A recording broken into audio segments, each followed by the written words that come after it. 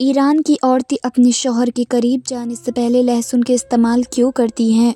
राज जानकर आपके भी रोंगटे खड़े हो जाएंगे। मैं 17 साल की थी जब चाची को मैंने हर रात चाचा के पास जाने से पहले लहसुन का इस्तेमाल करते देखा। मैं जब भी पूछती तो चाची हर बार मेरी बात टाल देती। एक रात राज जानने के लिए मैं चाची के कमरे में छुप गई और फिर जो कुछ मैंने देखा मेरे होश उड़ गए। क्योंकि मेरा नाम राफिया है। ईरान में औरतें शौहर के करीब जाने से पहले लहसुन का रस क्यों लगाती थी? ये एक बहुत खूबसूरत सुबह थी। मैं अपनी चाची के साथ नाश्ता बनाने में मसरूफ़ थी। मेरी चाची का छोटा भाई ज़ैन मेरे सामने बैठा हुआ था। उसकी नज़रें मुझ पर जमी हुई थी और यह ऐसी नज़रें थीं जो मुझे खुश कर रही थी, क्योंकि मैं ज़ैन को पसंद करती थी। चाची का भाई यहाँ पर आता जाता रहता था और वह भी मुझे बहुत पसंद करता था। मेरी उम्र 17 साल थी, लेकिन मुझे ज़ैन से प्यार हो गया था। कम उम्र में ही मुझे उससे मोहब्बत हो गई थी और वह भी मेरे लिए ऐसी ही फीलिंग रखता था। लेकिन मुझे बिल्कुल भी आइडिया नहीं था कि आज का सूरज मेरी ज़िंदगी में अंधेरा लाने वाला है। आज के बाद मेरी ज़िंदगी पूरी तरह से बदलने वाली है। चाची का भाई 2 दिन से यहाँ पर आया हुआ था। ज़ैन नाश्ता करने के बाद नौकरी के लिए निकल गया था और मैं चाची के साथ घर के कामों में मसरूफ़ हो गई थी। मेरी माँ और मेरे अब्बू का तो बचपन में ही इंतकाल हो गया था। वो लोग मुझे काफ़ी सालों पहले इस दुनिया से छोड़कर चले गए थे और मेरा कोई भाई बहन भी नहीं था। मैं अपने माँ-बाप की इकलौती बेटी थी। चाची मेरी माँ की जगह तो नहीं ले सकती थी, लेकिन उन्होंने मुझे इज़्ज़त की छत दी हुई थी। यही बहुत था। काम करते हुए मुझे वक़्त का पता ही नहीं चला और दोपहर हो गई थी। चाची अपने कमरे में आराम करने के लिए जा चुकी थी और मैं किचन की सफाई करने के लिए किचन में रह गई थी। इतनी ही देर में मुझे दरवाज़ा बजने की आवाज़ आई। मैं जैसे ही दरवाज़े पर गई तो दरवाज़े पर एक अजीब-सा लंबा-चौड़ा-सा आदमी खड़ा हुआ था, जिसकी नज़रों में ऐसी चुभन थी कि मैंने जल्दी से उसे देखकर अपने कपड़े ठीक किए थे। मैं बहुत ही ज़्यादा खूबसूरत थी और कभी-कभी ये बात मुझे बहुत ज़्यादा परेशान कर दिया करती थी। मैं जहाँ भी जाती थी वहाँ पर लड़के मुझे गौर-गौर से देखते थे, इसलिए मैं ज़्यादातर घर से बाहर निकलती तो अपने चेहरे को छुपाने की कोशिश करती थी और उस टाइम भी मैं अपनी खूबसूरती को छुपाने की कोशिश करने लगी थी। वह आदमी मुझसे चाची के बारे में पूछ रहा था। मैंने दरवाज़ा बंद करना चाहा था ताकि अंदर जाकर चाची को बुला आऊँ, लेकिन उस आदमी ने दरवाज़े पर हाथ रख दिया कि दरवाज़ा बंद करने की ज़रूरत नहीं है। मैं तुम्हारे लिए कोई गैर थोड़ी हूँ। जाओ जाकर अपनी चाची को बुला लाओ। उसकी बात मुझे बहुत ही अजीब-सी लगी थी। मैं पहली बार उस आदमी को यहाँ पर देख रही थी और वह कह रहा था कि वह मेरे लिए कोई गैर नहीं है। मुझे दरवाज़ा खुला हुआ छोड़कर अंदर जाना बहुत मुश्किल लग रहा था, लेकिन मेरी मजबूरी थी, इसलिए मैं फ़ौरन अंदर की तरफ भागी और चाची को इस बारे में बताया कि एक आदमी दरवाज़े पर खड़ा हुआ है। उसके हुलिये के बारे में सुनते ही चाची के चेहरे का रंग बदल गया था। वे कहने लगी कि तुम्हें दरवाज़े पर आने की ज़रूरत नहीं है, तुम किचन में काम ख़त्म करो। उनकी बात सुनकर मैं किचन में पहुँच गई थी और चाची दरवाज़े पर चली गई थी और फिर मुझे चाची की थोड़ी-थोड़ी आवाज़ें सुनाई दे रही थी। वो उस आदमी से क्या बात कर रही थी, यह तो मुझे समझ नहीं आया था, लेकिन कोई ऐसी बात ज़रूर थी जो बहुत ही खामोशी के साथ और चुपके-चुपके की जा रही थी। मैं सोच में पड़ गई थी कि चाची इस आदमी के साथ ऐसी क्या बात कर रही हैं और ये आदमी कौन है जो चाची से ही बात करने के लिए यहाँ पर आया है। कुछ ही देर गुज़री थी कि चाची मेरे पास आई और कहने लगी कि इस आदमी के बारे में तुम्हें अपने चाचा या फिर मेरे भाई ज़ैन को इस बारे में कुछ भी बताने की ज़रूरत नहीं है। चाची की बात सुनकर मैं हैरान रह गई थी।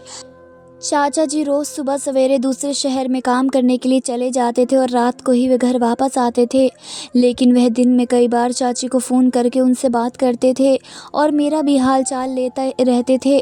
चाचा चाची को अपनी कोई औलाद नहीं थी, इसलिए चाचा मुझे अपनी बेटी ही समझते थे। चाचा जी मेरी बहुत परवाह करते थे, इसलिए चाची ने मुझे सख्ती से समझा दिया था कि मुझे उन्हें कोई भी बात नहीं बतानी है, लेकिन मेरे दिल के अंदर तजस्सुस पैदा हो गया था कि वही आदमी कौन है जिनके बारे में चाची सबसे छुपाना चाहती हैं। मुझे तो वो कोई बदमाश आदमी लग रहा था, लेकिन मेरी चाची का उनसे क्या ताल्लुक़ था।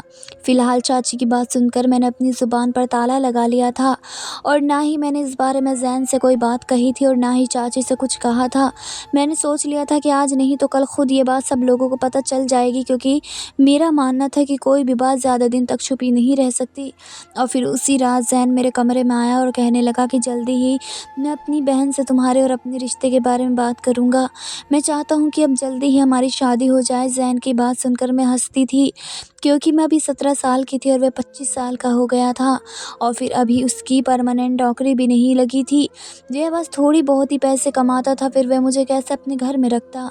इतनी जल्दी तो हमारी शादी मुमकिन ही नहीं थी, मगर ज़ैन का कहना था कि वह कुछ बातें हैं जिनकी वजह से वह जल्दी ही मुझसे शादी करना चाहता है और वह अपने लिए किसी अच्छी नौकरी की तलाश हर दिन कर रहा है और फिर वह मुझे लेकर नौकरी के लिए दूसरे शहर में भी शिफ्ट हो जाएगा।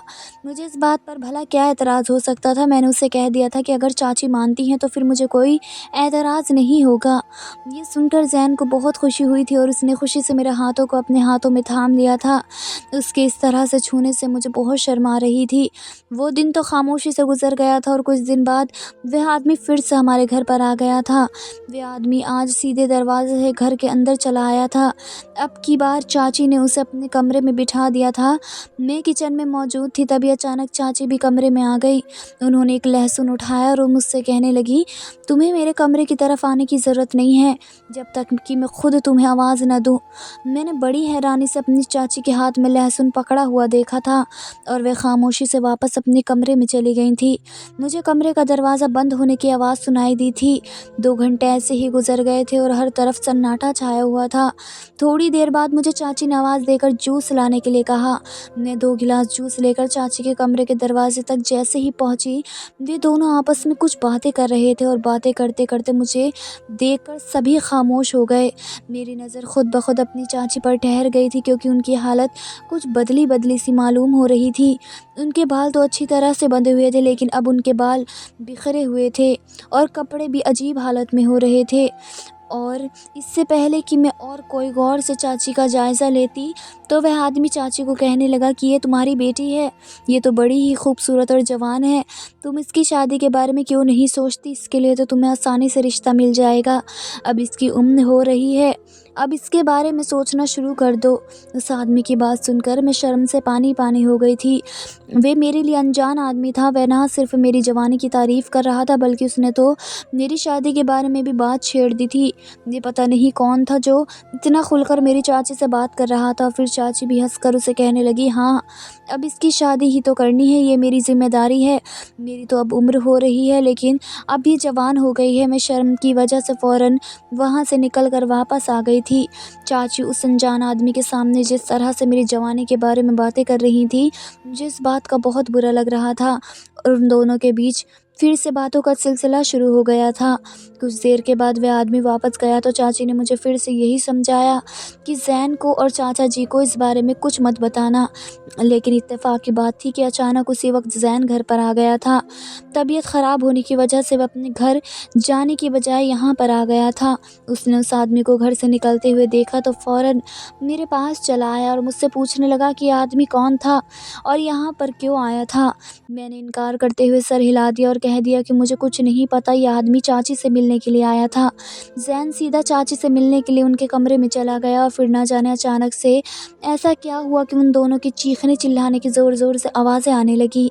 चाची ज़ैन को बुरा भला कह रही थी, ज़ैन भी आगे से चाची को बहुत ज़्यादा जवाब दे रहा था। ना जाने उन दोनों के बीच क्या चल रहा था, मुझे इस बारे में तो कुछ पता ही नहीं था, लेकिन इतना आइडिया ज़रूर था कि बात कुछ ज़्यादा ही बड़ी है और शायद इस अनजान आदमी से जुड़ी हुई है। काफ़ी देर बाद जब ज़ैन चाची के कमरे से बाहर आया तो उसका चेहरा गुस्से से लाल हुआ पड़ा था और वह स्टोर रूम में चला गया और जाकर अंदर बंद हो गया। उसकी तबीयत ठीक नहीं थी, इसलिए वह आज हमारे घर ही रुकने वाला था। उसके बाद चाची भी अपने कमरे से बाहर नहीं निकली। रात के खाने के टाइम पर जब मैं चाची को बुलाने के लिए गई तो चाची बहुत गुस्से में थी और मुझसे कहने लगी कि जाओ, तुम जाकर खाना खा लो और सो जाओ। उनका रवैया मेरे साथ बहुत ज़्यादा बुरा था। पता नहीं ज़ैन ने कौन सा हंगामा खड़ा कर दिया था कि जिस बात का गुस्सा मुझ पर निकल रहा था। मैंने चाची से इस बारे में पूछना भी चाहा कि क्या हुआ है, तो वह कहने लगी, ये सब कुछ तुम्हारी वजह से ही तो हुआ है, इसलिए ज़्यादा मासूम बनने की ज़रूरत नहीं है और यहाँ से दफ़ा हो जाओ। मुझे अपनी शक्ल मत दिखाना। मैं आंसू बहाती रही, उनके कमरे से निकल गई और लगातार फूट फूट कर रो रही थी। आज मुझे बड़ी बेचैनी के साथ अपने वालिदैन याद आ रहे थे। मैं अपने छोटे से कमरे में बिस्तर पर लेटी तो मेरे दिमाग में बस यही बात आ रही थी कि ज़ैन ने अपनी बहन से न जाने किस बात पर झगड़ा किया है। क्या उस अनजान आदमी की वजह से उसका और चाची का झगड़ा हुआ है? स्टोर रूम का दरवाज़ा तो अंदर से लॉक था, वरना मैं उसे जाकर ज़रूर पूछती। ज़ैन जब भी हमारे घर पर आता था तो वह इधर ही ठहरता था। हमारा घर छोटा था और सिर्फ 2 ही कमरे थे। एक में चाचा और चाची रहते थे और दूसरे कमरे में मैं रहती थी, और एक छोटा-सा स्टोर रूम बना हुआ था जहाँ पर ज़ैन कभी-कभी ठहर जाता था। मुझे सुबह होने का इंतज़ार था। सुबह हुई तो ये बात चाची से पता चलनी थी या फिर मुझे ज़ैन से ही पूछनी थी। लेकिन अगली सुबह इससे भी ज़्यादा कुछ अजीब हुआ था। जब मैं सोकर उठी तो ज़ैन घर से जा चुका था और चाची भी खामोशी से घर का काम कर रही थी। उन्होंने मुझसे कोई बात नहीं की और उनका रवैया देखते हुए मैं भी उनसे कुछ पूछ नहीं सकी। सुबह उठते ही मेरा पहला काम सफाई करने का था, इसलिए मैं सीधा सफाई करने में मसरूफ़ हो गई और चाची के कमरे की सफाई करते के दौरान मुझे वहाँ लहसुन का टुकड़ा पड़ा हुआ मिल गया था, जिसे चाची किचन से लेकर अपने कमरे में गई थी। और मैं सोच रही थी कि चाची लहसुन क्यों उठाकर लाई थी। आखिर उस अनजान आदमी को इस लहसुन का क्या करना था, या फिर चाची ने इस लहसुन का इस्तेमाल किया था क्योंकि वह बहुत ही ज़्यादा दबा हुआ लग रहा था। उसे खाया नहीं गया था, उसका छिलका भी उतरा हुआ था। ऐसा लग रहा था जैसे ही इसका रस निकाल लिया गया हो। मैंने सफाई करते टाइम उसे फेंक दिया था और फिर सफाई में बिज़ी हो गई। फिर शाम के टाइम चाची मुझसे कहने लगी, चलो मार्केट चलते हैं, कुछ सामान लाना है। कभी-कभी ऐसा हो जाता है कि चाची मुझे अपने साथ मार्केट ले जाती थी, इसलिए मैंने अपना दुपट्टा लिया और मैं उनके साथ चल पड़ी। लेकिन मुझे क्या पता था कि चाची मुझे कहाँ लेकर जा रही हैं। चाची ने रक्षा किया और हम रिक्शे में बैठकर चल पड़े। लेकिन उस वक्त मैं हैरान रह गई जब रिक्शे वाले ने मार्केट को क्रॉस कर दिया। मैंने चाची से पूछा कि हम लोग कहाँ जा रहे हैं, बाज़ार तो पीछे निकल गया। वो कहने लगी कि दूसरा सामान ख़रीदना है, इसलिए दूसरे मार्केट जा रहे हैं। उनका रवैया मुझे पहले से कुछ बेहतर लग रहा था और काफ़ी देर के बाद हम एक अजीब से बाज़ार में पहुंच गए। यहाँ भीड़-भाड़ तो थी, लेकिन लोग काफ़ी अजीबो-गरीब मामूल होते थे। रिक्शे से उतरते तो चाची मुझे किसी दुकान के बजाय बाज़ार के पीछे बने हुए एक घर में ले गई। एक बड़ी उम्र की औरत ने दरवाज़ा खोला और चाची को देखकर मुस्कुराने लगी। चाची कहने लगी, इसे अपने पास रखो, मैं माल के सही दाम लगवा कर आती हूँ। मैंने चाची को परेशानी से देखा कि वो मुझे अपने साथ ले जाने के बजाय यहाँ पर क्यों छोड़कर जा रही हैं। चाची ने मेरा चेहरा देखा तो वह कहने लगी कि परेशान मत हो, यह भी तुम्हारी चाची ही हैं, तुम बेफिक्र होकर बैठो, बस कुछ देर में मैं वापस आती हूँ। फिर चाची मुझे छोड़कर वहाँ से पलट गई। वो औरत मुझे अंदर ले गई और घर का दरवाज़ा बंद कर दिया। और फिर जैसे जैसे वह मुझे अपने साथ लेकर अंदर जाने लगी, मेरी आंखें फटी की फटी रह गई, क्योंकि उस दरवाजे के पीछे तो एक अलग ही जगह बनी हुई थी जिसमें बहुत सारे छोटे छोटे कमरे बने हुए थे और एक अजीब सी महक आ रही थी। कुछ कदम चलने के बाद ही मुझे आइडिया हो गया था कि मैं किसी नॉर्मल जगह पर नहीं हूँ, ये जगह अलग ही जगह थी। दरवाज़ों के पास छोटे छोटे कपड़े पहने हुई लड़कियाँ खड़ी हुई थी जो मुझे देखकर मुस्कुरा रही थी। उनके कपड़े, उनके चेहरे पर भरा हुआ मेकअप मुझे एक अलग ही सच्चाई बता रहा था। मैं चलती चलती रुक गई तो एक औरत पलटकर मुझे देखने लगी, लेकिन मैंने उससे कहा कि मुझे वापस जाना है, मैं अंदर नहीं जाना चाहती। मेरी बात सुनकर वो औरत ज़ोर से हंसी और कहने लगी कि इस दरवाजे के अंदर आने का रास्ता तो है, लेकिन बाहर जाने का कोई रास्ता नहीं है। तुम्हारी चाची तुमसे जान छुड़वा कर यहाँ से जा चुकी हैं। अब ना ही वे कभी लौट कर वापस आएंगे और ना ही तू कभी यहाँ से लौट कर बाहर जा सकेगी। यह मेरी दुनिया है, यहाँ पर मेरा राज चलता है। तू भी एक औरत है, इसलिए तुझे भी यहाँ पर रहकर मेरा कहना मानना पड़ेगा। उनकी बात सुनकर मेरे पैरों तले ज़मीन निकल गई थी। उसने मेरा हाथ पकड़ लिया था। मैंने अपना हाथ उसके हाथ से कस के छुड़ाया और मैंने कहा कि मैं यहाँ पर किसी कीमत पर नहीं रहूँगी और मेरी चाची कुछ देर में आती ही होंगी। मैं बाहर जाने के लिए जैसे ही पलटी तो उसने पीछे से मेरी कमीज़ पकड़ ली और कमीज़ ज़ोर से खींची, जिससे मेरी कमीज़ फट गई। फिर मेरे मुँह पर एक ज़ोरदार तमाचा दे मारा और मैं ज़मीन पर गिर गई। मेरे मुँह से खून निकलने लगा। वो औरत मेरे पास बैठकर कहने लगी कि तेरी चाची तुझे यहाँ पर बेच कर गई हैं, अब तू मेरी ख़रीदी हुई ग़ुलाम है। मैंने तेरी महंगी कीमत दी है उस औरत को। चल अब जा और जाकर तैयार हो, रात को कस्टमर आएंगे और तुझे भी यहाँ लाइन में खड़ा होना होगा। फिर उसने एक औरत को आवाज़ देकर बुलाया और मुझे उसके हवाले कर दिया। मैं उस वक्त उसकी बात सुनकर हैरान हो गई थी। मुझे कुछ भी समझ में नहीं आ रहा था कि मैं क्या करूँ और क्या नहीं। मेरी चाची मेरी माँ की तरह थी, पहले इतने सालों से मैं अपनी चाची के साथ रह रही थी, वो मेरे ऊपर इतना जुल्म कैसे कर सकती हैं। मैं जाकर भी उस औरत पर यकीन नहीं कर पा रही थी। ऐसा लग रहा था कि ये एक भयानक ख्वाब है और कुछ देर बाद मेरी आँख खुलेगी और सब कुछ ठीक हो जाएगा। लेकिन ये मेरी बदकिस्मती थी कि यह कोई ख्वाब नहीं था, बल्कि ज़िंदगी की एक कड़वी हकीकत थी। वो दूसरी औरत मुझे एक अंधेरे से कमरे में ले गई। उसने खुशबूदार पानी बनाया और उससे मुझे नहलाया। मेरे चीखने चिल्लाने रोने धोने का उस औरत पर कोई असर नहीं हो रहा था। वह कहने लगी, तुझ जैसी लड़कियां यहाँ रोज़ आती हैं, ऐसे ही रोती हैं, उसके बाद खुद ही खुशी खुशी बिस्तर पर चली जाती हैं। उन्हें पता चल जाता है कि अब यही मेरी ज़िंदगी है, इसलिए तुम भी अब खुशी खुशी ज़िंदगी कबूल कर लो।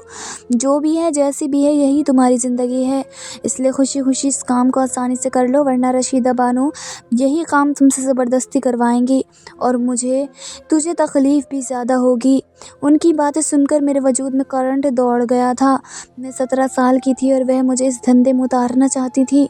वो मुझे कमरे की तरफ खींचते हुए ले गई, जहाँ से मुझे चीखने चिल्लाने की आवाज़ आ रही थी। वो कहने लगी, देखो ये लड़की रशीदा बानो की बात नहीं मान रही थी, इसलिए इसे यहाँ पर बंद करके रखा गया है। इस बेचारे को ना खाने को कुछ दिया जा रहा है और ना ही पीने को।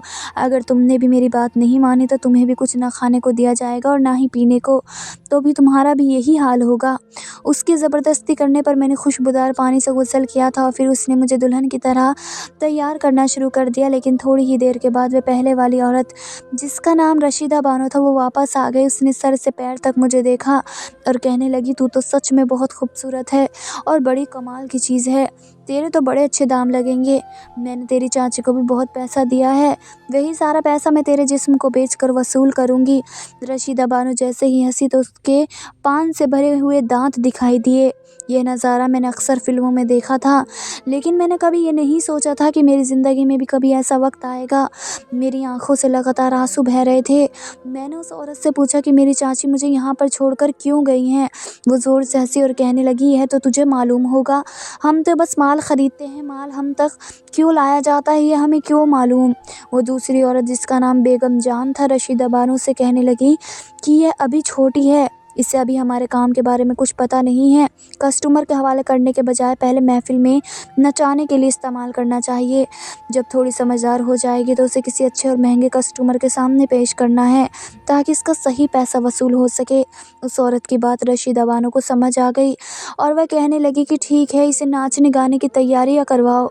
इस बात का हुक्म देते हुए वे कमरे से बाहर निकल गई।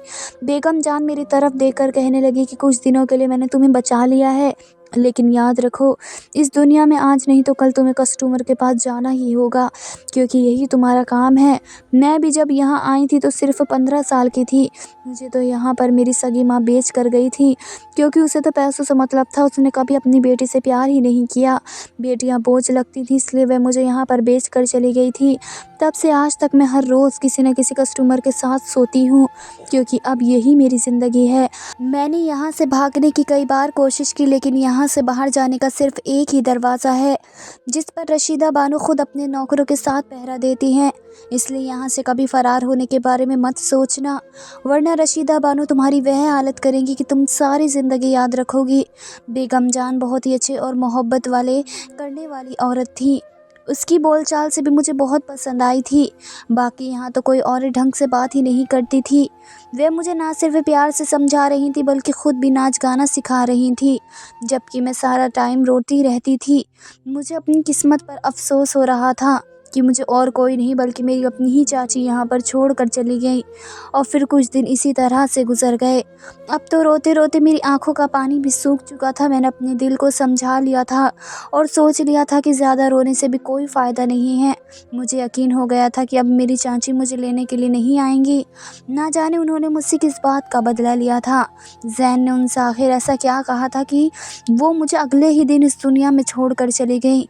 मैं सवाल का जवाब जानना चाहती थी कि मेरी चाची ने मेरे साथ ये सब क्यों किया, लेकिन फ़िलहाल इन सवालों का जवाब देने वाला कोई नहीं था। मुझे 1 महीने तक इन महफ़िलों के बारे में और नाचना भी सिखा दिया गया था और फिर मुझे भी इस महफ़िल का हिस्सा बनाया जाने लगा था। जहाँ शराब के नशे में डूबे हुए आदमी हमारे सामने बैठ जाते थे और हमें अजीबोगरीब कपड़ों में उनके सामने अपना नाच पेश करना पड़ता था। पुरानी लड़कियां तो नाचने में काफ़ी माहिर हो गई थीं, वो इस काम को बड़ी आसानी से कर लिया करती थी, लेकिन मेरे लिए ये काम बहुत ही मुश्किल था। मैंने सारी ज़िंदगी ज़ैन के सिवा किसी को देखा ही नहीं था, ना ही कभी घर की चार दीवारों से अकेले में बाहर निकली थी। यहाँ इतने अनजान आदमियों के आगे अपना जलवा पेश करना मेरे लिए बहुत ही मुश्किल था।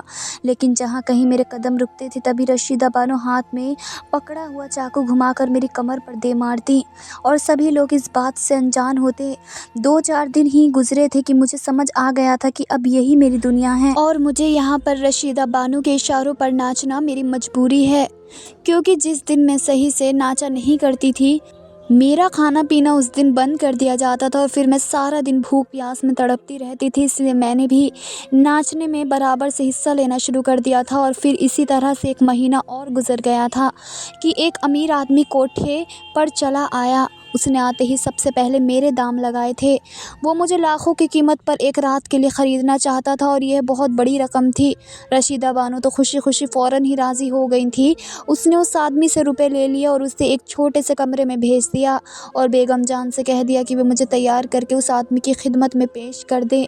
ये सुनकर मैं फूट फूट कर रोने लग गई थी। नाचने को तो मैं अपना चुकी थी, लेकिन अब तक मैंने किसी कस्टमर के साथ रात नहीं गुजारी थी।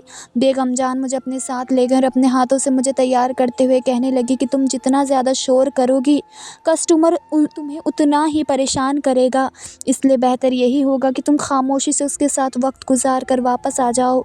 एक रात के लिए समझ लो कि वही तुम्हारा शौहर है और ऐसा करने से तुम्हारी मुश्किल आसान हो जाएगी। बेगम जान मुझे तैयार करते हुए शीशे में मुझे दिखाते हुए कहने लगी, हमारी खूबसूरती ही हमारे लिए मुसीबत बन जाती है। ये तुम्हारा खूबसूरत चेहरा और गोरा चिट्टा जिस्म, ये तुम्हारे लिए सिवाय मुसीबत के और कुछ नहीं है। अगर तुम इतनी खूबसूरत ना होती तो कोई तुम्हारे दाम भी नहीं लगाता। मैं भी अपनी इस खूबसूरती से तंग आ चुकी हूँ। मैं 40 साल की होने वाली हूँ, लेकिन मेरा खूबसूरत चेहरा और मेरे जिस्म की चमक दमक मुझे बूढ़ा नहीं होने देती। कोई ना कोई मेरे दाम लगा ही देता है और फिर मुझे खुद को उसके सामने पेश करना पड़ता है। तुम भी जब तक खूबसूरत हो तब तक तुम्हें यह सब कुछ झेलना होगा। बेगम जान मुझे तमाखे तौर पर तैयार कर रही थी और मेरे आंसू थे, ये रुकने का नाम नहीं ले रहे थे। मुझे बार बार चाचा और ज़ैन की याद सता रही थी। मुझे अब तक इस बात पर यकीन नहीं आया था कि चाची मुझे जानबूझकर यहाँ पर छोड़कर गई हैं और इस सब के लिए शायद ज़ैन ज़िम्मेदार है। मैं जब पूरी तरह से तैयार हो गई तो बेगम जान ने मेरी नज़र उतारी और गहरी सांस भरकर कहने लगी, कमरे में दाखिल हो जाना और ख़ुद को उस आदमी के हवाले कर देना। मेरे पास भी इसके सिवा और कोई रास्ता नहीं था, इसलिए मैं उस छोटे से कमरे के अंदर चली गई जहाँ पर एक नन्हा पीला सा बल्ब जल रहा था। धीमी सी रोशनी में मुझे सब कुछ भयानक लग रहा था। मैंने सोचा था कि जाते ही उस आदमी के पैरों में गिर जाऊंगी और उसे कहूंगी कि वे मेरे साथ कोई ज़बरदस्ती ना करे। मैं रहम की भीख मांगूंगी तो वो मुझ पर तरस आ जाएगा। कम उम्र की लड़की थी और जिस आदमी ने मुझे ख़रीदा था वो कोई 40 साल की उम्र का आदमी था। मेरे हिसाब से तो वह मेरे बाप ही जैसा ही था, मगर मुझे पता नहीं था कि यहाँ पर आने वाला आदमी भी इतने ही पत्थर दिल के होते हैं जितनी यहाँ की औरतें हैं। मैं जब कमरे में दाखिल हुई तो मुझे देखकर उस आदमी के चेहरे पर एक ख़तरनाक सी मुस्कुराहट आ गई थी। मेरी नज़र जैसे ही उसके चेहरे पर पड़ी तो मेरे रोंगटे खड़े हो गए थे। उसके माथे पर एक बड़ा सा ज़ख्म का निशान था और आंखें बिल्कुल लाल हो रही थी और उसकी नज़रें मेरे जिस्म पर टिकी हुई थी। मुझ पर इतना डर सवार हुआ था कि मैं वापस बाहर निकलने लगी थी, तभी उसने मुझे पीछे से पकड़ कर खींच लिया और कहने लगा कि तेरे इतने महंगे दाम दिए हैं कि फिर तू कहाँ भाग रही है। उसके मुंह खुलते ही शराब की बदबू ने मेरी सांस बंद कर दी थी। मैं उसके आगे रहम की भीख मांगने लगी थी, लेकिन उसे मुझ पर बिल्कुल भी तरस नहीं आया था। वो कहने लगा कि चल अब सीधी तरह से बिस्तर पर आ जा, मैं अच्छी तरह से जानता हूँ तुम जैसी लड़कियों के नखरे। उसने मुझे सीधा बिस्तर पर धक्का दे दिया था और फिर मेरे दिमाग में बेगम जान की बातें घूमने लगी थी। उन्होंने कहा था कि बिस्तर पर जाने से पहले अपनी नाफ पर लहसुन का रस ज़रूर लगा लेना। उन्होंने एक लहसुन मेरे हाथ में मुझे दिया था और मैंने मुट्ठी में बंद कर लिया था, जिसे मैं इस्तेमाल करना भूल गई थी। जैसे ही मुझे बेगम जान की बात याद आई, मैंने जल्दी से वह लहसुन अपनी नाफ पर मलनी शुरू कर दी। उसका रस मेरी नाफ पर लग गया और फिर उसके बाद मेरे साथ वही सब कुछ हुआ था जो मेरे साथ होने वाला था। उस आदमी ने सारी रात पूरी तरह से अपने पैसे वसूल कर लिए थे। मेरा रोना धोना किसी काम का नहीं आया था। वह आदमी तो बिल्कुल ही पत्थर दिल था। उस पर किसी बात का कोई असर नहीं हो रहा था। या तो शराब के नशे में चूर था या फिर उसे इस सब की आदत थी। मेरे लिए एक एक मिनट भारी पड़ रहा था। ऐसा लगता था कि जैसे रात ख़त्म ही नहीं होगी। और फिर एक वक्त ऐसा आया जब मुझ पर बेहोशी सवार होने लगी। अब मैं पूरी तरह बेहोश हो गई थी। जब मेरी आँख खुली तो बेगम जान मेरे सामने मौजूद थी। वो कस्टमर सुबह होने से पहले ही जा चुका था। बेगम जान मुझे होश में लाने की कोशिश कर रही थी। जब मुझे होश आया तो उन्होंने मुझे सीने से लगा लिया और कहने लगी, बस पहली रात ही मुश्किल होती है, आखिर तेरे लिए सब कुछ आसान हो जाएगा। लेकिन मुझे ऐसा नहीं लगता था कि मेरे लिए कुछ भी आसान होगा। गुजरी हुई रात बहुत ही भयानक थी। मैं होश में आने के बाद भी चिल्ला रही थी। बेगम जान मुझे अपने साथ अपने कमरे में ले गए और सारा दिन मैं बस उनके सीने से लगकर आंसू बहाती रही। मुझे अपनी माँ की बहुत याद आ रही थी। अगर आज मेरी माँ ज़िंदा होती तो शायद मुझे ये दिन ना देखना पड़ता। पहली बार मुझे यकीन हुआ था कि माँ बाप के सिवा कोई अपना नहीं होता। रिश्ते भी सिर्फ दिखावे के ही होते हैं। मेरी चाची, जिसे मैं अपनी माँ की जगह देती थी, उन्होंने मुझे इसी दलदल में धकेल दिया था। यहाँ मैं अपनी पहचान को भुला चुकी थी। मेरा नाम राफ़िया था, लेकिन यहाँ पर मेरा नाम रुखसार रख दिया गया था। यहाँ सब लोग मुझे इसी नाम से पुकारते थे क्योंकि मैं खुद भी भूल चुकी थी कि मेरा नाम पहले कभी राफ़िया था। सारा दिन मैं बेगम जान के पास रही। मैंने उनसे कह दिया था कि मैं किसी कस्टमर के पास नहीं जाऊँगी, लेकिन ऐसा कैसे हो सकता था? कोठे पर रहने वाली लड़की की कीमत ना लगे। 2 दिन खामोशी से गुजर गए। फिर तीसरे दिन एक 30 साल का कस्टमर मेरी कीमत लगाने के लिए आया था। मैंने रशीदा बानो से इनकार करना चाहा तो उन्होंने मुझे ज़ोरदार थप्पड़ मार दिया। कहने लगी कि यहाँ इनकार करने की गुंजाइश नहीं है। अगर तू नहीं जाएगी तो मैं तुझे खुद कस्टमर के आगे फेंक आऊँगी। मैं रशीदा बानो के आगे मजबूर हो गई थी। बेगम जान ने मुझे उस आदमी के पास जाने के लिए तैयार किया और साथ ही मेरी मुट्ठी में लहसुन भी पकड़ा दिया। कहा कि इसे अपनी नाव पर लगाना मत भूलना।